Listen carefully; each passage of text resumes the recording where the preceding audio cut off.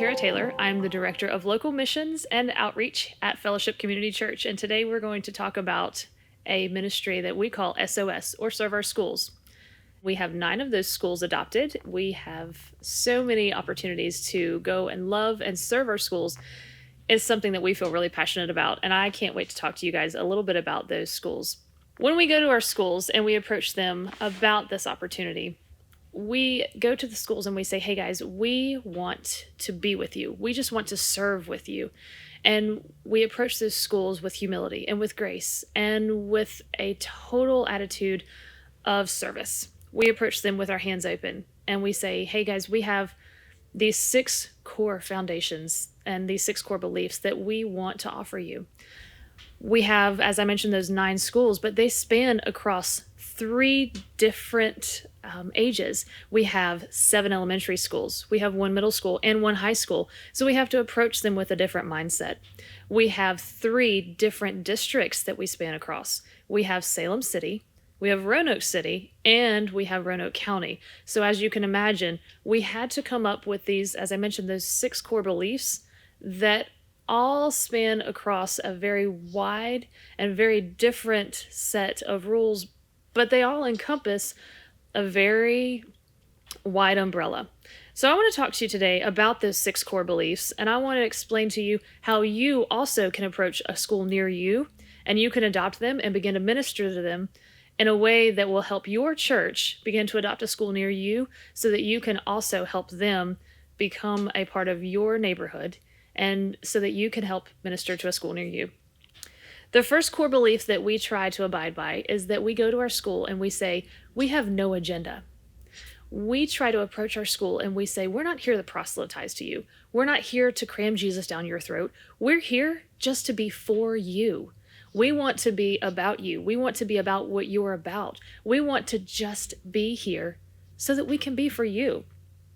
Number 2 is humility. We recognize that the school staff knows better than we do. We recognize that you know what your school needs, so we want to be here simply for what you want us to be here for. If you know what you need, if you need reading tutors, if you need people to be in the lunchroom, if you need people to walk the hallways so that your teachers can have a break, that's what we want to do. We don't want to come in and tell the teachers what to do. We don't want to come in and tell your administration what to do. We want to come in with open hands, open ears, and open hearts, and just be what you want us to do. Number 3 is excellence. We are people of our word. We will underpromise and overdeliver every time. Now, what that means is oftentimes our schools, particularly our elementary and our middle schools, they may ask us for something like notebooks. If they ask us for 50 notebooks, we may give them 60. Not something that they can't handle, but something just a little bit extra because, hey, I have a kid that oftentimes forgets his notebooks. So let's give them a couple extra for those forgetful students, like mine, who may need a little extra, but not so much that they can't handle the storage space. So we give them a little something extra for those students that forget things, and we make sure that we take care of that as well.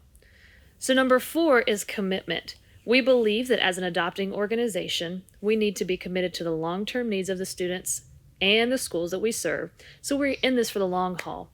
Now what that means is that we're not necessarily coming in and saying, hey, we're here forever and we're committing to forever. But what I like to say traditionally is that when you set your mind to an adoption, you set your mind to at least 3 years. Now that first year, it's kind of the bump, the push, the pull. You're kind of getting used to what this might mean. The first year, you're really understanding what an adoption is. And your adopting school is kind of getting used to what this may mean. Can we depend on that organization or the church? Your second year, you're kind of used to, okay, I'm used to Teacher Appreciation Week. I'm used to our service day. I'm used to what a summer or a fall or spring with my adopting organization may mean. I'm used to having that organization come and simply maybe help open milks may mean so that my teachers can have a break. And you don't understand what that means to a teacher to be able to take that 20 minutes away from your class and just rest. I've seen a teacher completely rejuvenated by that 20 minutes a day. But that third year, when you walk in and they rely on you and they recognize you and they say, hey, so-and-so, it's so great to see you. When you start really developing those relationships, not only with the staff, but with the students, that third year is when you realize, this is why we do this. This is why I belong here, connecting not just with the staff and the students, but with the community. And then that relationship comes back and your community starts paying back in to the church. Well, then your no agenda starts paying itself back, because the reason you're there is so that you can start paying back into the community, and the community starts becoming the church as well. Then you start realizing that your commitment is really to the community as well, because that's where number 5 comes in. We start serving together. We will be present with the schools we serve by attending some school functions. We believe there is power in community. This is one of my favorites. When we first started this program with the middle school that we serve, we asked one of the high school, one of the administrators, give us the number of one of your students that does not have a parent traditionally present at your athletic event. And they gave us the number of the student. They gave us the last name of the student. That's what he went by. And so we made posters for this student, and we went to his game, and he didn't traditionally get to play, but that coach allowed that student to play. And this student made what they call a buzzer beater score. And we were cheering the student on and yelling for him, go, go, go, go, you can do it, you can do it. And when he realized, he was a single parent household student, when he realized that he had somebody there cheering for him, you could see his whole demeanor change.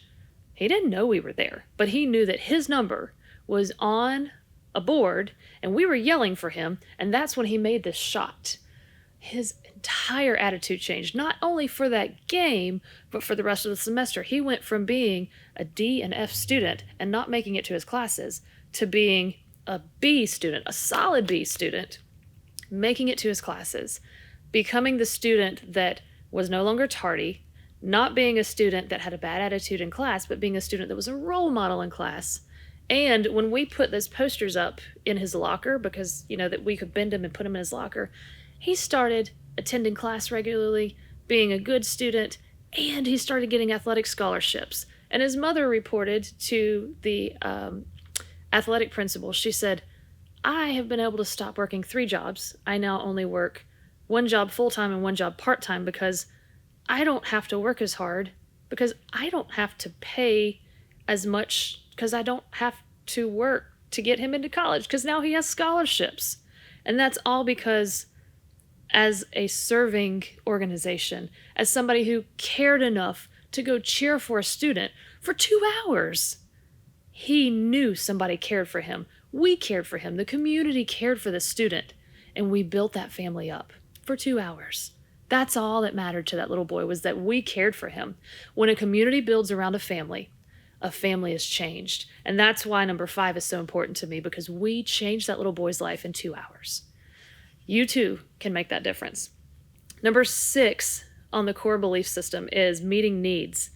We desire to serve our adopted schools by meeting practical needs at a school service day or annually as needed. Now that's really important, because we talk about the school service day or as needed. When we do our school service day, we do what we call the SOS day, the Serve Our Schools Day. We do that once a year in the summer. Our entire church body from 3 campuses splits up across all 9 schools, and we make this happen on one day for 3 hours. It's really neat to see all of our campuses come across all 9 schools, and we make this happen. But we also come together all throughout the year, and we make Teacher Appreciation Week happen for potlucks. We tend to make different things happen throughout the year for shoe boxes, and schools tend to come to us for all types of different needs, for things like K-Cups for every month. They say, hey, please give our teachers coffee, because that's a really important staple for our teachers. They also come to us and say, hey, can you do a coat drive? and we'll ask our church body for coats. They also ask us for different things like, hey, can you do gloves? Or hey, can you give us Easter eggs this year? Hey, can you give us Valentine's? Those are things that we ask what we call our crew, which is the body of people which are dedicated to each staff or each school campus. We ask those people to donate to the schools, and they love to do that. We love to give people the opportunity to give to the schools. And because we're so invested in the schools, our people love to do that. And that's something that core value number 6, which is meeting needs, is all about. So we've talked about these 6 core needs. Well, now what do you do with them? When you go to your school and you sit down with a principal or a counselor or a vice principal and you say, hey, I've got these 6 core principles. I'm interested in serving you with my hands open. How do we make this happen? Well, this is something that if you go to your principal or vice principal or counselor of your closest school, and I keep saying closest school, I think this is the most important key here. You wouldn't want to adopt a school that's all the way across town from you, because if you're doing that, then you're not going to serve the people that are closest to you, that have students in your youth ministry, or that have students that are going to be part of your family ministries. You want to serve the bodies of people who are involved in your church. You want to make sure that you're also inviting people that are going to be in your communities.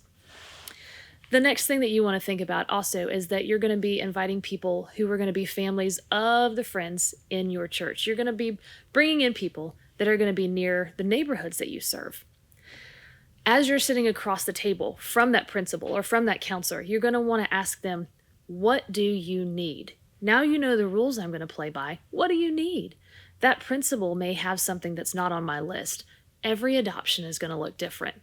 So now what do? If you want a list of the ideas and a list of the core principles that I've been talking from today, give me an email. I would love to talk to you, and I'd love to send you a copy of these 6 core principles and some ideas of how to talk to a principal, counselor, guidance counselor, or the person in charge of the school nearest you. I'd love to also give you some ideas of how to approach the person nearest you and how a successful school adoption runs. This is something that I'm passionate about, and this is something that I've talked to many schools and churches near us, and this is something that Fellowship Community Church is excited about. We are for schools, we are for communities, and it's something that we see every day.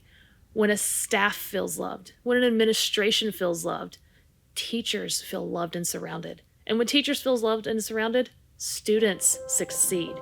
What's not to love about that? Thank you. Have a great day.